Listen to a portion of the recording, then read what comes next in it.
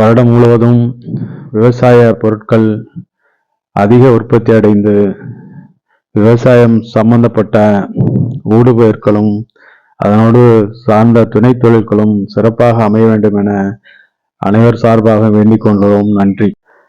பொது ஆவுடையார் என அனைவராலும் அறியப்படக்கூடிய அருள்மிகு மத்தியபுரீஸ்வரர் ஆலயம் பரக்கலக்கோட்டை தென் தில்லை என அழைக்கப்படக்கூடிய இந்த பரக்கலக்கோட்டை ஆலயத்தினுடைய சிறப்பு பற்றி இன்னைக்கு நம்ம பார்க்க இருக்கிறோம்.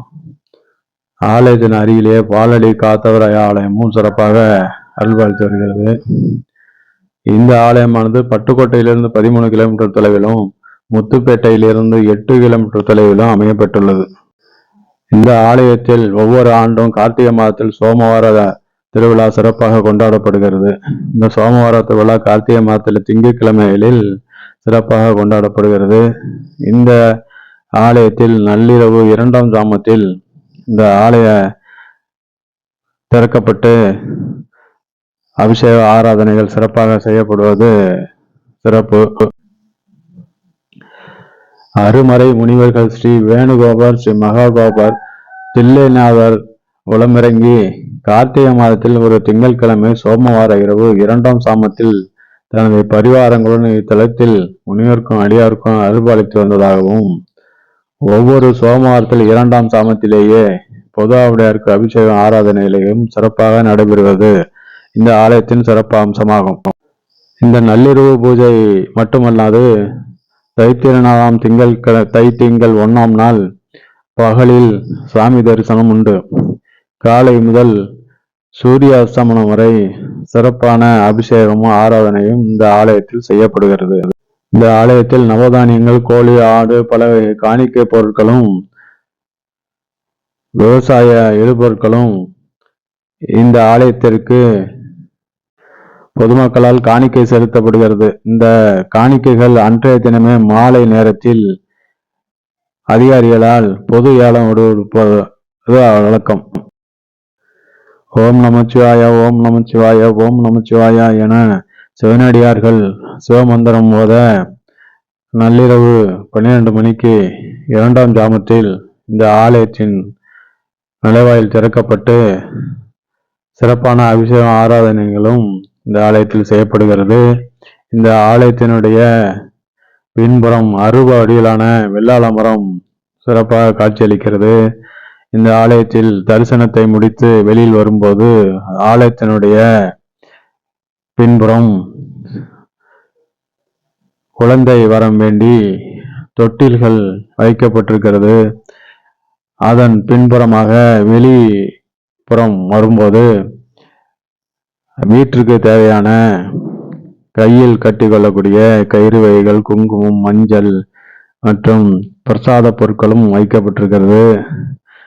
இங்கு பிரம்மாண்டமாக காட்சிப்படுத்தப்பட்டிருக்கக்கூடிய திருஷ்டி பொம்மைகள் கண் திருஷ்டி படக்கூடிய இடங்களில் வைப்பதற்காக இங்கு வைக்கப்பட்டிருக்கிறது. இறைவனை வேண்டி இந்த திருஷ்டி பொருட்களை, மங்கள பொருட்களையும் சிவனடியார்கள் பொதுமக்கள் வாங்கி செல்வார்கள். இந்த ஆலயத்தில் பின்புறமாக ஏராளமான கடைகள் வரிசையாக பொருட்களை விற்று கொண்டிருக்கிறார்கள்.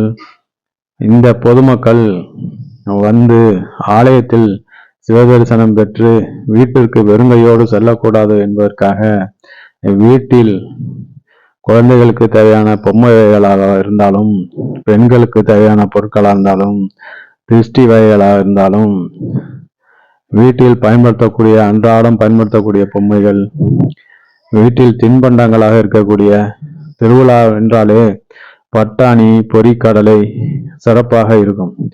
அதுபோல வீட்டில் அன்றாடம் பயன்படுத்தக்கூடிய இரும்பு ஜாமான்கள், தோசை கல்லாக இருந்தாலும், அரிவாள், பில்கத்தி, மேலும் இந்த ஆலயத்தில் பல வகைகள், பல்வேறு வகையான ஆப்பிள், சாத்துக்குடி, திராட்சை போன்ற பல வகைகள் விலை குறைவான மலிவான விலையில் இங்கு விற்கப்படுகிறது. திராட்சை மற்றும் வீட்டிற்கு தேவையான அருவாள்மனை, வீட்டில் தேங்காய் பறிக்கக்கூடியது, சிறிய வடிவிலான ஆட்டுக்கல் பொடி அரைக்கக்கூடிய சிறிய கல் வகைகள், வில் அருவா சிறப்பாக இங்கு காட்சிப்படுத்தப்பட்டிருக்கிறது. இந்த காட்சிப்படுத்தப்பட்டிருக்கிறதுக்கு காலையிலேயே வந்து இதை அருமையாக அடுக்கி வைப்பதே ஒரு பெரிய வேலை. இதை வரிசையாக அருவா வகைகளை இங்கு இந்த அண்ணன் வச்சிருக்காங்க. அதுவே ஒரு பெரிய வேலை. அதை வந்து பொதுமக்கள் வாங்கிட்டு போறத நம்ம பார்க்குறோம். நிறைய பொருட்கள், தேவையான பொருட்கள் இங்க வந்து கிடைக்குது மலிவான விலையில. இந்த ஆலயத்துக்கு பின்படி வந்துட்டோம். இந்த பின்னாடி இந்த ஆலமரம், வெள்ளால மரம் என சொல்லப்படக்கூடிய அருப வடிவாலான இந்த மரத்தை நாம் வழிபட்டு காணிக்கை செலுத்தும் இடத்திற்கு வந்திருக்கிறோம்.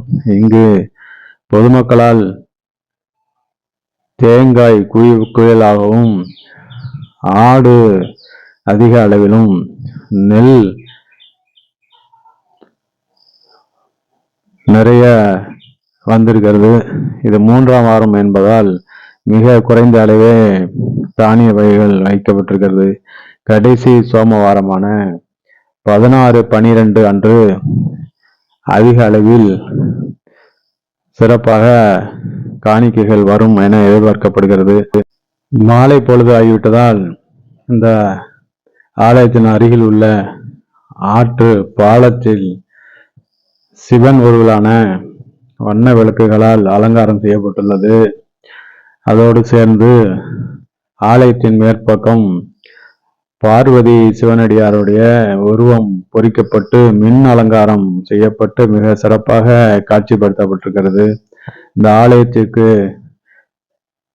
விடுபட்டு வீட்டிற்கு செல்லும் வழியில் அழகழகான வீட்டுக்கு தேவையான, குழந்தைகளுக்கு தேவையான பொம்மைகள் மற்றும் பார்த்தவுடனே சாப்பிடக்கூடிய, நாவில் எச்சில் ஊறக்கூடிய சுவையான காராச்சேவ், இனிப்பு காராச்சேவ், பக்கோடா, ஜாங்கிரி, பூந்தி வகைகள் இந்த திருவிழாவில் அல்வா பக்கோடாவுடன் சிறப்பாக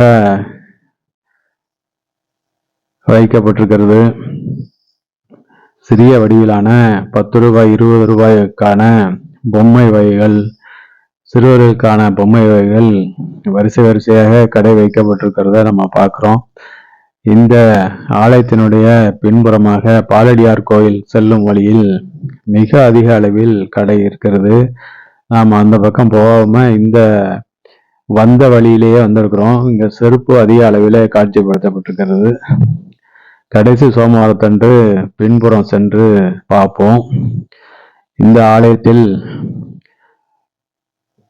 வந்து தரிசனம் பெற்று சிறப்பான சகல செல்வங்களையும் அனைவரும் பெற வேண்டி நாமும் வேண்டிக் கொண்டு இந்த பலகார வகைகளையும் வீட்டிற்கு எடுத்து சென்று இந்த வருடம் முழுவதும் விவசாய பொருட்கள் அதிக உற்பத்தி அடைந்து விவசாயம் சம்பந்தப்பட்ட ஊடுபயிர்களும் அதனோடு சார்ந்த துணை தொழில்களும் சிறப்பாக அமைய வேண்டும் என அனைவர் சார்பாக வேண்டிக் கொள்கிறோம். நன்றி.